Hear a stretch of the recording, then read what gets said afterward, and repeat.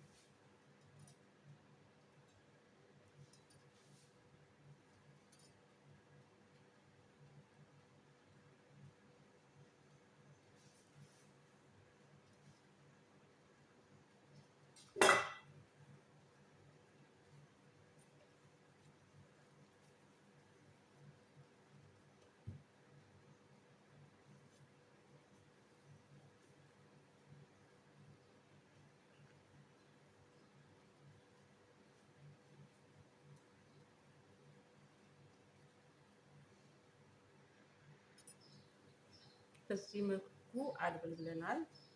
በነገራችን ላይ የበርገር መስሪያ ሲጋገር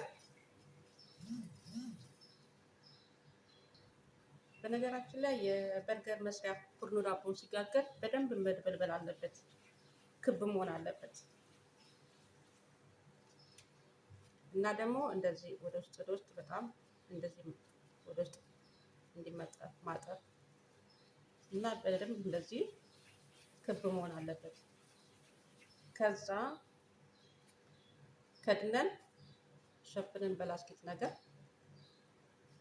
10 ደቂቃ በቂ ነው። 10 ደቂቃ ኩፍ እስከሚል ድረስ ላስ ወረቀት አልብሰነው እናስቀምጠዋለን ማለት ነው። ከዛ እሱ ኩፍ እንዳለልን እንዳየን ወዲያው ነው ወደ ኦቨን ከተን ግን እንደዚህ መደበልበል አለበት።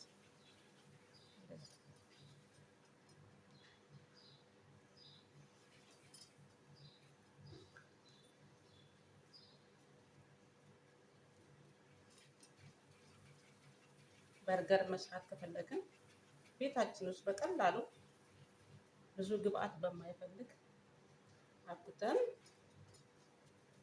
ሰርተን በርገራችን ቤታችን እንጠቀማለን፣ እንመገባለን ማለት ነው።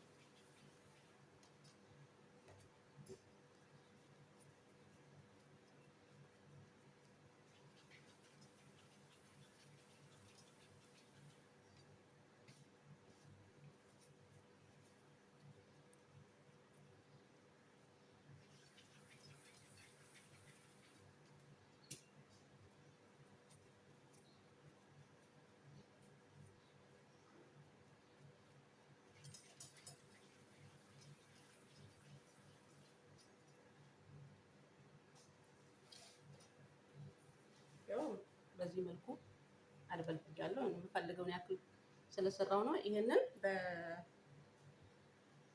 በላስ ወረቀት እሸፍነውና ለ10 ደቂቃ አቆየውና ከዛ ደግሞ ተመልሼ እመጣለሁ። ሊጣችን በዚህ መልኩ ኩፍ ብሎልናል፣ ወደ ላይ መጥቶልናል። አሁን እንቁላል እቀባዋለሁ ማለት ነው። እንቁላል ከአስኳሉን ብቻ ሳይሆን አንድ ላይ አጠቃላይ በደንብ እንመታውና ከዛ እንቀባዋለን። ከዛ መልኩ ብራውን እንዲሆን እንዲያምርልን ማለት ነው።